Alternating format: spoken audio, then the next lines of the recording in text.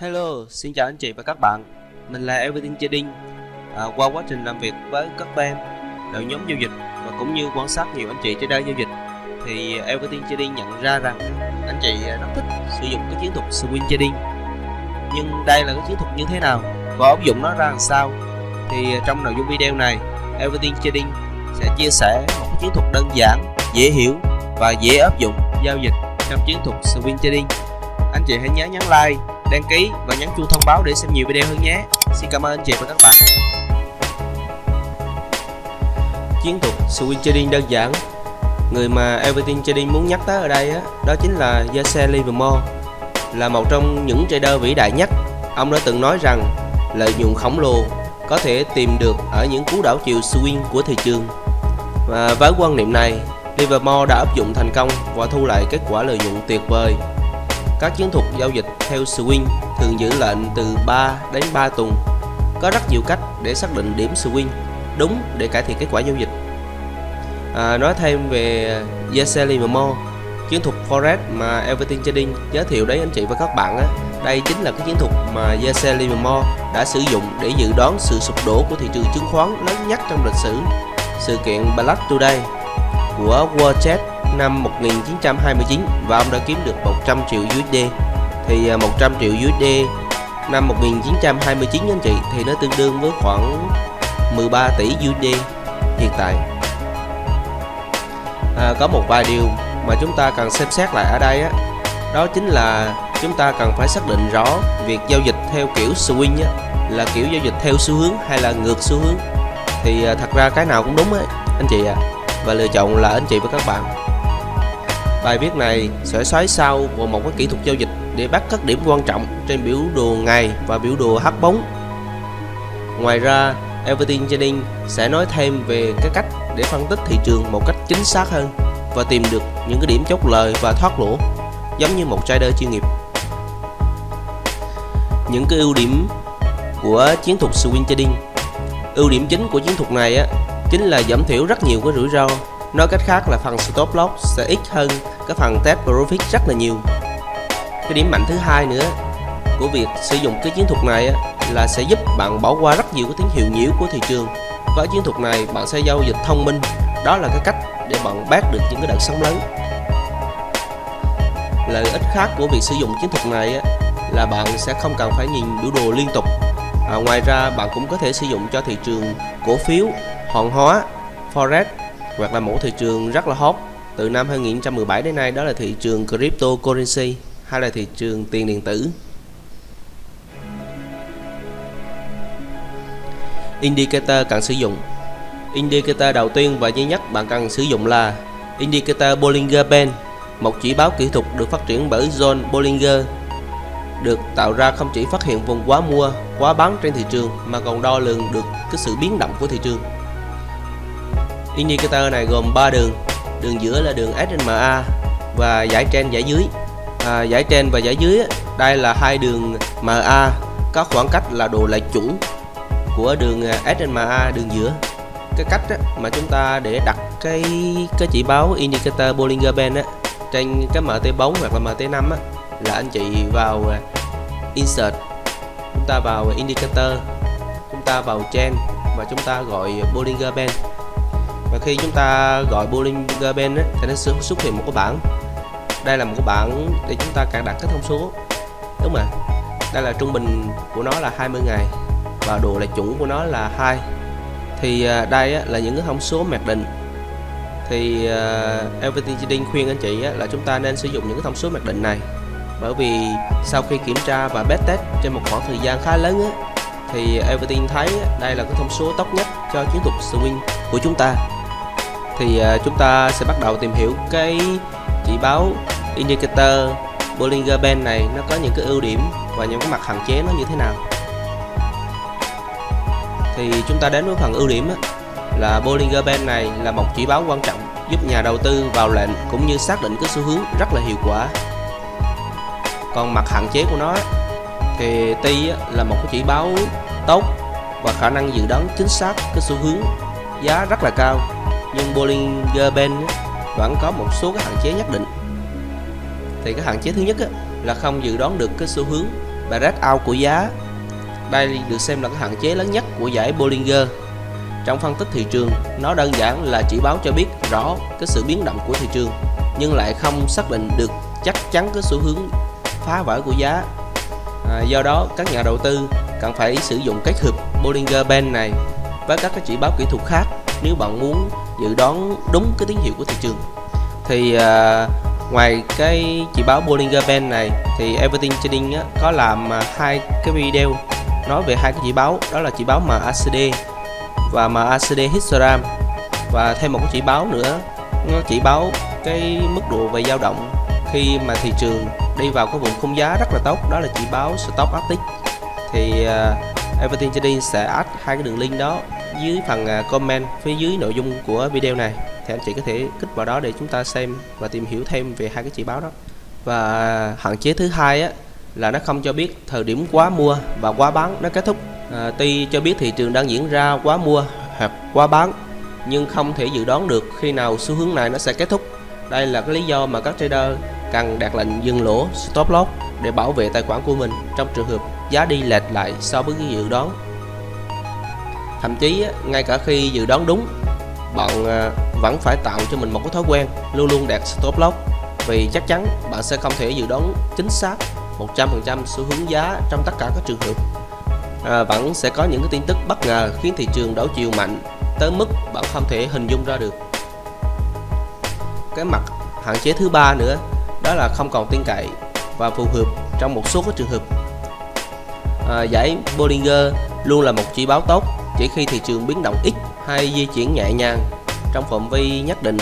Khi mà thị trường có những cái dao động mạnh và nhanh thì chỉ báo này sẽ không còn đúng nữa. Thì đây là ba cái hạn chế lớn nhất của chỉ báo Bollinger Band. Và tất nhiên rồi đúng mà, nó khi chúng ta biết được những cái mặt hạn chế thì chúng ta sẽ kết hợp với những cái chỉ báo khác để bổ sung những cái mặt hạn chế này.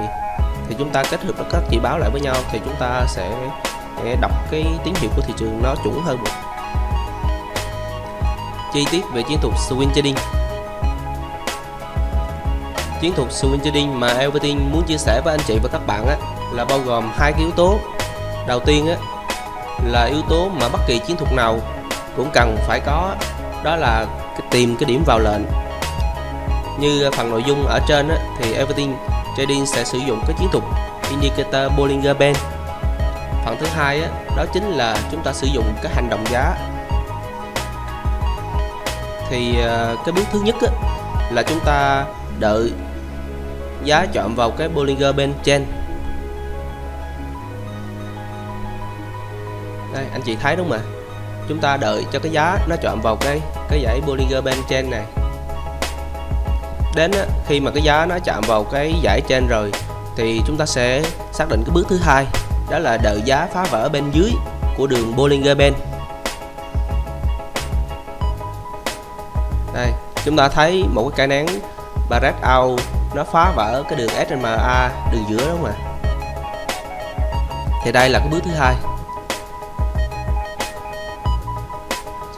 Rồi chúng ta sẽ đến với cái bước thứ ba là nén phá vỡ phải là một cây nén thăng lớn đóng cửa gần điểm đảo chiều trước đó.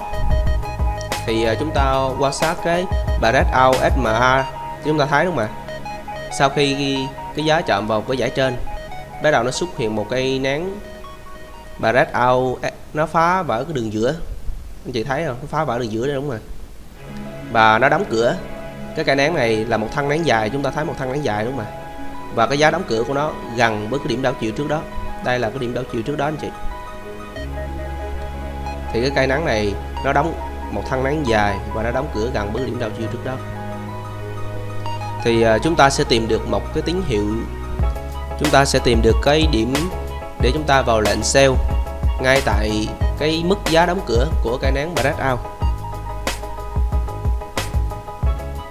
Rồi chúng ta sẽ đến với cái bước thứ tư là chúng ta sẽ đặt stop loss và test profit.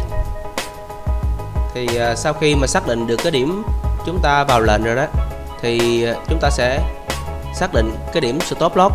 Thì cái điểm stop loss của chúng ta là ngay phía trên của cái giá mở cửa của cây nén breakout này.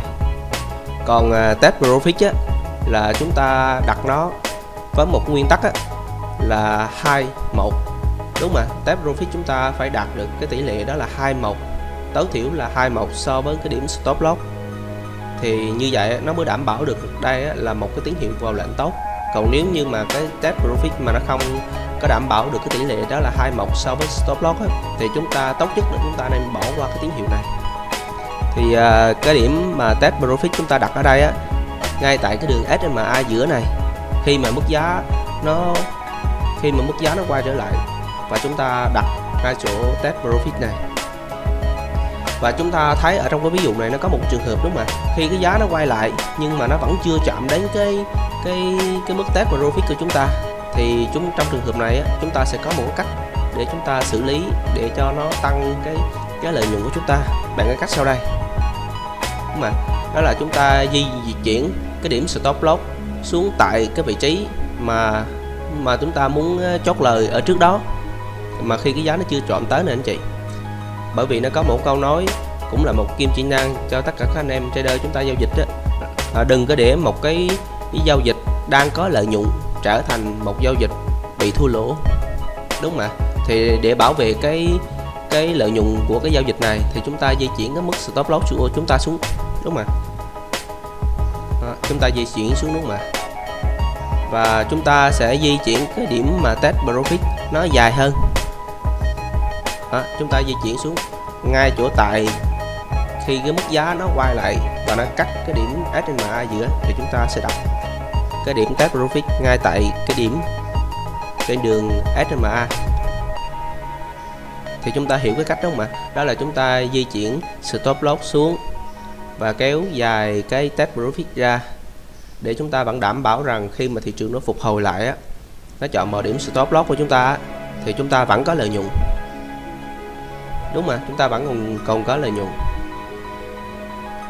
Và khi mà thị trường mà nó tiếp tục nó đi theo đúng với cái dự đoán của chúng ta thì chúng ta sẽ tăng cái mức lợi nhuận cho cái lệnh giao dịch này bằng cái cách là chúng ta kéo dài cái test profit xuống.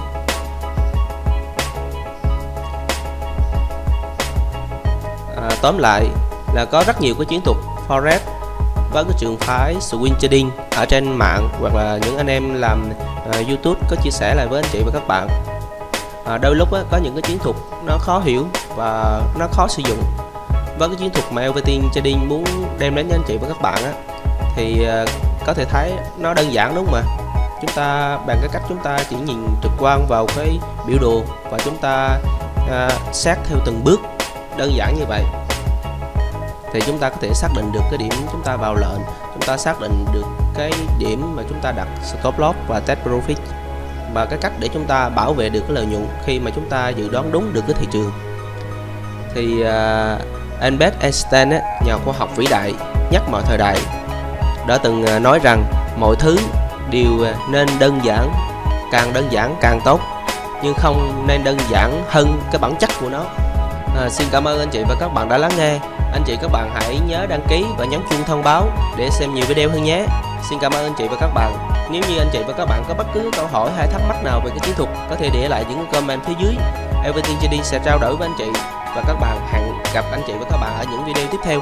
Và đặc biệt là những cái video tiếp theo, Everything Trading sẽ gửi đến anh chị và các bạn 5 cái phương pháp để chúng ta giao dịch theo kiểu swing trading mà chúng ta có thể tìm hiểu và chúng ta xem phương pháp nào nó phù hợp với lại cái chiến thuật của chúng ta thì chúng ta áp dụng nhằm đem lại những cái kết quả giao dịch tốt hơn.